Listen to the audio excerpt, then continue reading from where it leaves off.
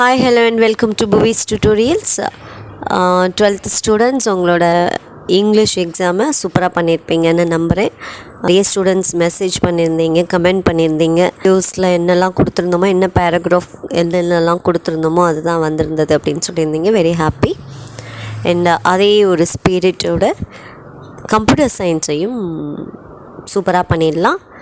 So அதுக்கு help பண்ணுற விதமாக தான் இந்த வீடியோவில் பொறுத்த வரைக்கும் இம்பார்ட்டண்ட் கொஷின்ஸ் தான் கொடுத்துருக்கேன்.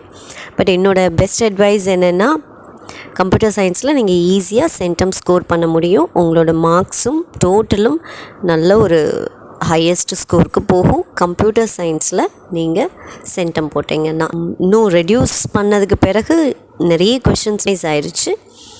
ஸோ முடிஞ்சால் எல்லா புக் பேக் கொஷின்ஸையும் தரோவாக படிச்சுடுங்க. இன்டீரியர் ரொம்ப ரேராக தான் கேட்பாங்க. ஸோ புக் பேக் எல்லாத்தையும் தரவு பண்ணிட்டாலே மோஸ்ட்லி மேக்ஸிமம் மார்க்ஸை நம்ம ஸ்கோர் பண்ணிடலாம். ஓகேயா?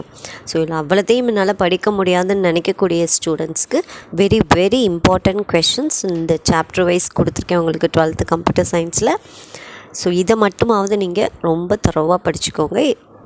ஷுவராக இந்த கொஷின்ஸ் எல்லாம் பப்ளிக்கில் எக்ஸ்பெக்ட் பண்ணலாம். ஓகேயா?